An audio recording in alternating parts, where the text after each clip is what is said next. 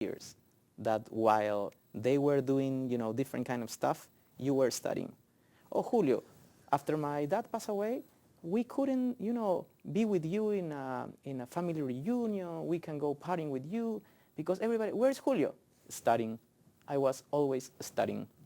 And now what happened?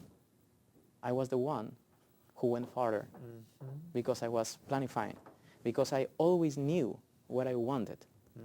And what I wanted was my father taught me. Again, social responsibility to your community, education, and you need to question everything.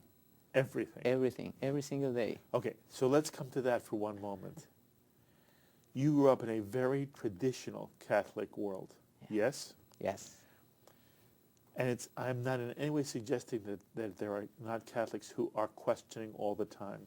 But in your community, questioning the religious tenets of Catholicism was not something that was all around you. What kind of problems did it create for you in terms of maybe with your siblings or your friends or your community or your school? What kind of problems did it create for you that you were the kind of person who insisted on questioning even the beliefs and faiths that were so central to so many in your community? Yeah. The first was not being understood because I wanted to transform everything to get it better. Why we're doing this if we can do this better? Why you were using this if you can do better? Why do you think that way better? So sometimes I felt that people get offended because you wanted to change everything for better. And most people, I noticed that now that I am, in my 40s, that most people don't want change. They don't like change. Even if they are not happy enough, they don't want change because they don't know what is gonna be in the future. So they don't want to risk, and they want to live in their comfort zone. So one of the problems that I had is that I didn't find a way to convince most of the people to make the change. And now that I am in my 40s, I think I understand much better. And I have a different strategy. And the strategy is, you know what? Your status quo, it's okay. It's nice. We're living well. But if we make this little improvement, we can change progressively to a better world. And you know what? You are not responsible for what's going on right now. You are not responsible, but you can make the difference. And I'm going to change. I'm going to help you, not me, you and I, to make that change for you to be okay. There's so much Jewishness when you speak. It's amazing to me. So now tell me, how do you come to America? Well, once I was in Lima, I decided to study in the best Peruvian university, I was really crazy, according to most people, because I didn't have the money, and it was really, really difficult to get there in the Catholic University of Peru, where I didn't listen, and I just apply. I got to the university, and then I start working part-time to pay the university. So what I did, if I was a freshman, I taught mathematics to a little kids, primary school, high school, and then I funded the university. I pay my university. I studied 2 more years because I was working and studying at the same time. But after finishing the university, the undergrad, well, I'm going to go to the best universities in the world. So my friends, again, told me, Julio, I thought you were crazy. Now I am convinced you are crazy because you don't speak Spanish, you don't speak English.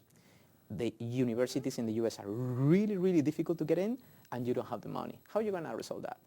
So I said, I'm going to start English right now. And in 3 years, I finished the degree, the necessary degree to try to apply to the international exam.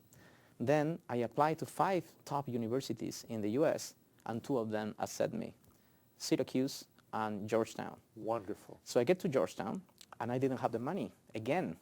So I say, how am I going to do that? Did you have family in America? Nope. You're alone?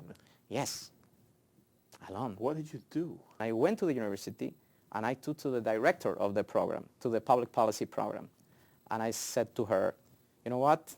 I've been admitted to the university. Here's the proof, but I don't have any money. So what I'm going to do? I'm going to be really transparent and honest with you. I don't have the money. So she analyzed my case. She started laughing.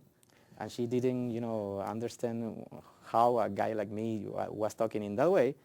And she told me, I'm going to help you with one condition. I'm going to help you because I know a fund in the university that helps these cases. But the condition is that you get the best grades you can. So I got a student loan. I finished my master, and then I paid the loan. And I had a very good grades in the university, and I finished my master's. But the story didn't end up there, because and then I decided to make my PhD again. And I didn't have the money again, and I wasn't accepted to the university. So I applied to different universities. I applied, in this case, to the University of Maryland. I was accepted from it was like 600 people around the world applying to the university, and I was one of 8 that was accepted.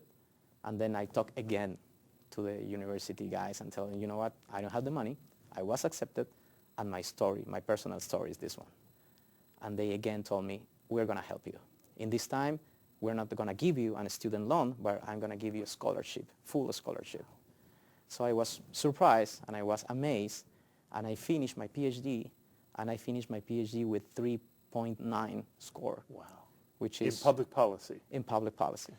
That is a marvelous story. In Hebrew we say kol hakavod, all honor to you. Oh, thank you. And it's clear you're a very unusual person. You're both bright, and there's a loveliness to you that's extraordinary. So I am not surprised, but I'm happy for you that people recognized how unique you were.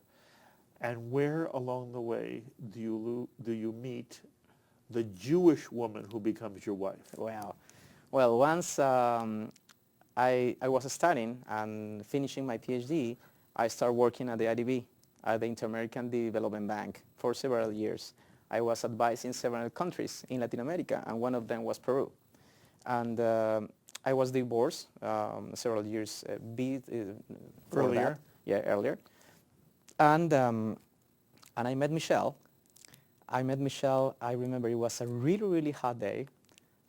We met in Washington, D.C., and it was really interesting because in our first meeting, I knew, of course, that she was Jewish.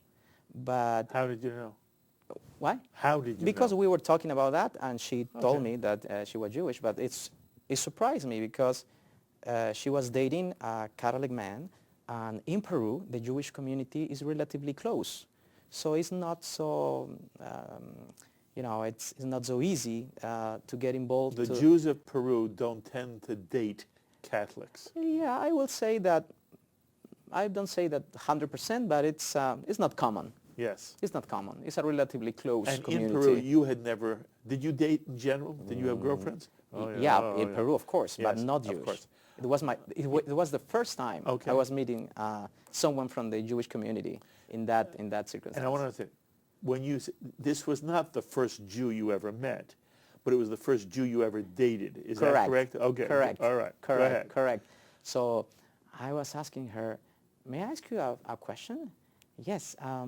Why are you dating me if I am Catholic? And she started laughing and laughing and laughing.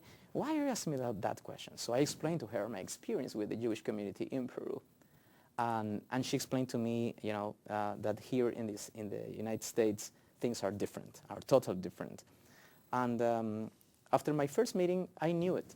I knew she was the one. Really? Really. What captivated you? She was curious about everything. She was curious about everything. She was asking different kind of questions, not about just myself, but in general, every single topic we were discussing, the creativity, that was really important. The second one, the generosity. Generosity. She was telling me about a kid that she was taking care of, and that struck me because part of her time was devoting to a kid in need.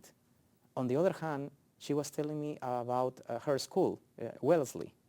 She studied at Wellesley, which is a really, really high-level university, and she was